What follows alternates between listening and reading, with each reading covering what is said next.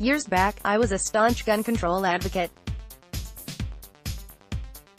Last week, I joined the NRA and the Gun Owners of America, and I'm looking to join more Second Amendment advocacy groups. How did this evolution take place? In 2014, I wrote articles for the Huffington Post, titled, "If ISIS had committed the 11 school shootings since Sandy Hook, Congress would have declared war," and "What gun advocates should remember, you'll never overthrow the government and it isn't scared of you." Rebuttals from numerous publications resulted from the latter piece, especially since it highlighted my disdain, at the time, for gun owners. The American Conservative published a 2017 piece by Grayson Key titled, "The Left Has the Stronger Case for Gun Ownership," explaining my tunnel vision. The article, written by H.A. Goodman, contains some truly puzzling arguments about how the failure of the Whiskey Rebellion proves the impossibility of a successful uprising. Since he never mentions it, I can only assume Mr. Goodman hasn't heard of the successful American Revolution, which just a few years earlier had succeeded in throwing off British rule and establishing the very nation against which the Whiskey Rebels revolted. Interestingly, it took me until 2018 to realize that Mr. He was correct about the benefits of an armed populace. After witnessing the union of the Democratic Party and former spy chiefs James Clapper, James Comey and John Brennan, I slowly realized my trust in the federal government had been naive.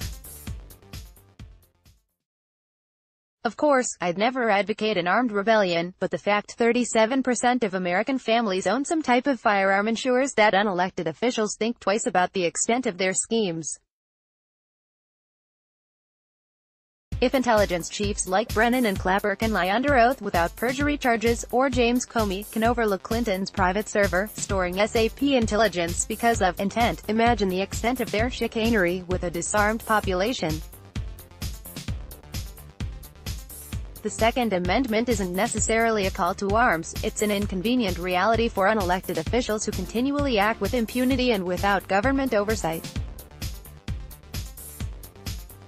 As for mass shootings, the propaganda of the left will not save lives.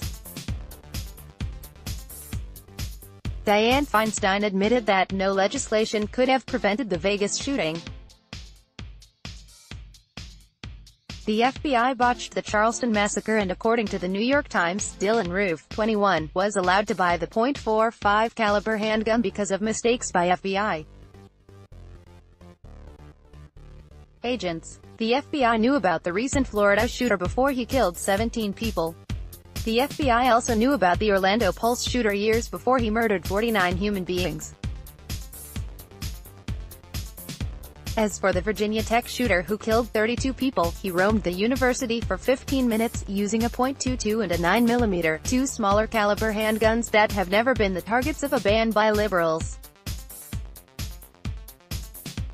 Without an armed guard or officer protecting schools, in the manner armed security protects a synagogue in Los Angeles I've attended during Jewish holidays, active shooters don't need powerful firearms. Adam Lanza used 11 minutes to murder 27 people, including 18 children, and didn't need an AR-15 style rifle. 11 minutes is enough time to reload the same handguns used during the Virginia Tech shooting that killed 32 people. The NRA is correct. Schools need armed guards, like the heroic resource officers in Illinois and Florida, who prevented massacres and stopped armed killers before they reached innocent lives. I joined the NRA and Gun Owners of America because the group think that I once spewed hurts law-abiding citizens and does nothing to prevent the next deranged copycat criminal. I now have a firearms channel on YouTube promoting the Second Amendment safely and responsibly, something I never imagined in 2014. Since a 2008 study showed that 80% of crimes are committed with illegally obtained guns, gun control is a euphemism that won't stop deranged people intent on killing. It took me a while, but I realize now that murders aren't stopped by controlling an inanimate object. They're stopped by heroic people like Dixon Police Officer Mark Dallas and Deputy Jim Long, and the many others who prevented active shooters from reaching potential victims. H.A. Goodman is the author of Her Top Secret Emails, and Debunking the Trump-Russia Myth. The views and opinions expressed in this commentary are those of the author and do not reflect the official position of the Daily Caller. Tags: gun control, Huffington Post, NRA, Second Amendment.